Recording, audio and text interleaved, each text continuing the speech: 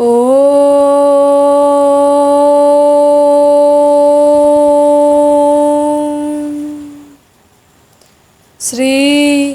गणेनाथ गोविंदाय नमः।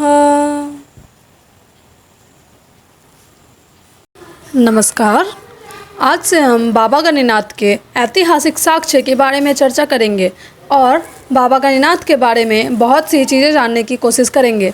तो कृपया अपनी राय कमेंट सेक्शन में ज़रूर रखें और वीडियो को ज़्यादा से ज़्यादा शेयर करें ताकि बाबा गणेनाथ की अनोखी कहानी लोगों के बीच प्रचलित हो।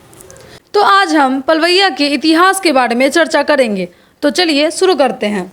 किसी स्थान का इतिहास जानने के पूर्व ऐतिहासिक सूत्रों को खोजना होगा। हाजीपुर से लेकर पलवैया तक का इतिहास बहुत पुराना है। अभी हाल ही में चेचर की खुदाई हुई थी। खुदाई के क्रम में अनेक बौद्धकालीन सामग्री मिली है।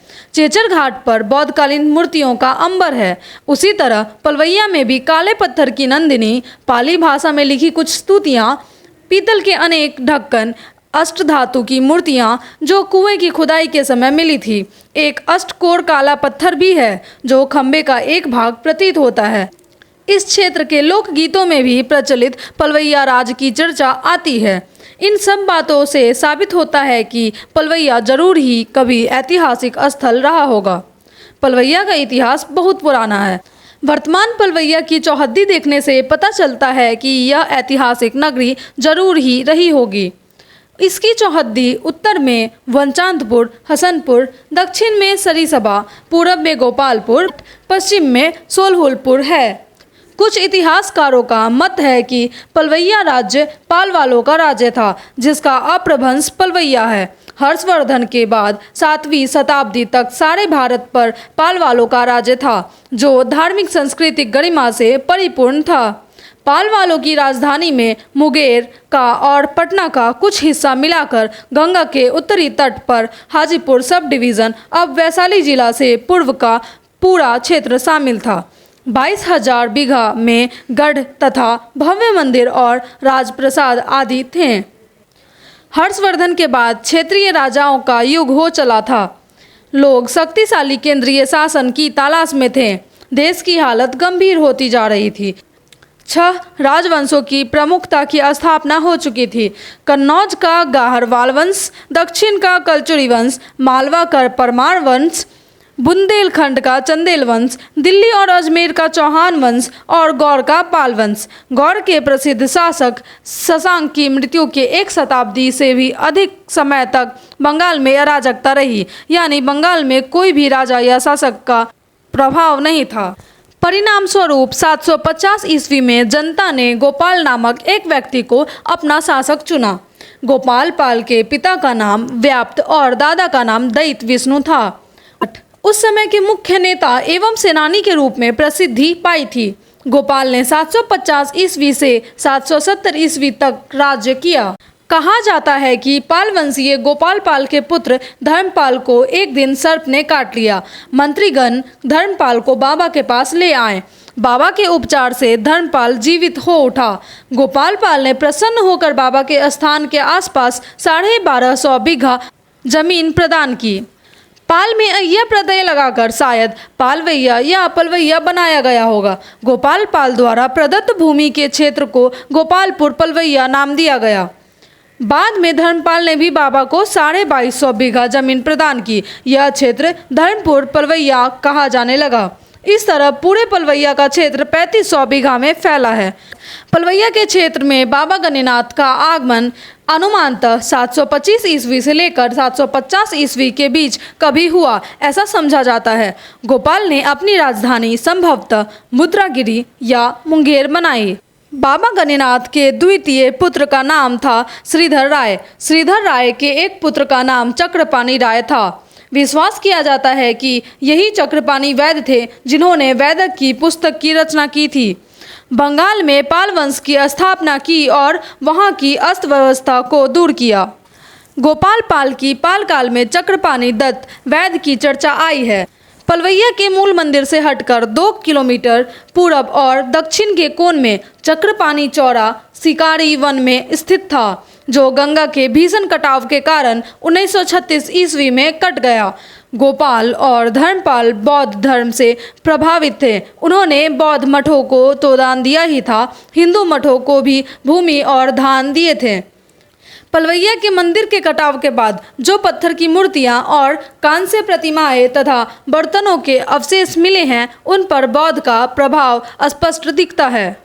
मध्यकाल से पूर्व ही सामाजिक संकीर्णता के साथ साथ धार्मिक संकीर्णता का भी प्रवेश भारतीय समाज में हो गया था। बौद्ध और जैन का प्रभाव शुरू हो गया था। हिंदू धर्म में भी संप्रदायों की बाढ़ आ गई, जिसमें प्रधानता वैष्णवों और शैवों की थी।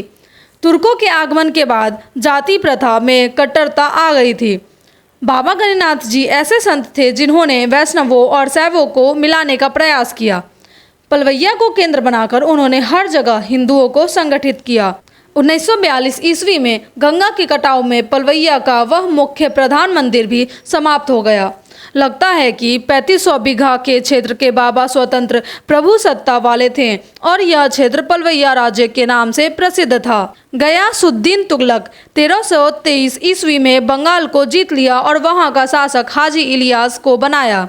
1345 ईस्वी में आते आते पाल वालों के राज्य में छोटे से छोटे भी अपने आप को स्वतंत्र घोषित करने लगे। हाजी इलियास ने अपने आप को भी स्वतंत्र राजा घोषित कर दिया। उसने अपने नाम पर हाजीपुर शहर बनाया। 1398 ईस्वी के आसपास क्षेत्रीय जागीरदार लाल खां, किश्ती खां, बबकर खां और सुल्तान खां ने मिलकर पलवैया राज्य को हड़पना चाहा और एक बड़ी फौज तैयार कर पलवैया की तरफ कूच कर धावा बोल दिया। उस समय पलवैया राज्य के गतिनिशी द्वितीय गोविंद जी थे। उन्होंने इन पठान सिलसिलाहारों का कठिन मुकाबला किया। 6 घंटे की लड़ाई के बाद किश्ती खां और बबकर खां मारा गया। लाल खां को घायल की अवस्था में गोविंद जी के सामने लाया गया। बाबा ने संतों की तरह उसे क्षमा कर दिया। लाल खां बाबा के सद्व्यवहार से बहुत प्रभावित हुआ और उनका सेवक बनकर आजीवन वहीं रहा। मरने पर मंदिर से हटकर उसका मजार बनवाया गया, जो मंदिर के साथ ही गंगा के गर्भ में चला गया। जहां किश्ती खां भागता हुआ मारा गया, वह किश्तीपुर के नाम से जाने लगा, जो अब लोगों ने उसका हिंदीकरण कर कीर्तिपुर टोला कर दिया है, जो वह भी टोला कट गया। बबकर खां की याद में बबकर खां पोखरा अभी भी मौजूद है। सुल्तान खां जो पश्चिम की ओर भागा, वह महनार से सुल्तानपुर पश्चिम की ओर है। द्वितीय गोविंद के नाम वृंदावन में एक मंदिर की स्थापना की गई थी, जो अब भी वर्तमान है। पाल राजाओं में प्रमुख धर्मपाल थे। संभवतः उन्हीं के नाम पर पलवैया में धर्मगाछी मौजूद थे, किंतु भव्य मंदिर, गढ़, राजप्रसाद आदि गंगा में विलीन हो गए। पाल राजाओं का शासन 7वीं शताब्दी से 12वीं शताब्दी तक था। इन 500 वर्षों में कितने राजा हुए, इसका इतिहास ठीक से नहीं मिलता। पाल राजाओं में आता है द्वितीय गोविंद चंद्र, तृतीय गोविंद पाल का नाम इतिहास में मिलता है। बाबा गणिनाथ के 3 पुत्र थे, रामचंद्र राय, श्रीधर राय और तीसरे गोविंद राय। मध्य देशीय वैश्यों के यहाँ कुल देवता के रूप में जो गोविंद जी पूजे जाते हैं, वह पाल वंशीय राजा नहीं हो सकते। वह निर्विचार रूप में गणिनाथ के तृतीय पुत्र गोविंद राय ही हो सकते हैं। गोविंद महिमा वर्णन में लोकगीतों में आया है कि कारीक बाबा को कामरूप की नैना योगिनी ने मंत्र द्वारा कैद कर रखा था। उन बंदी कारीक बाबा को गोविंद जी ने मुक्त किया था।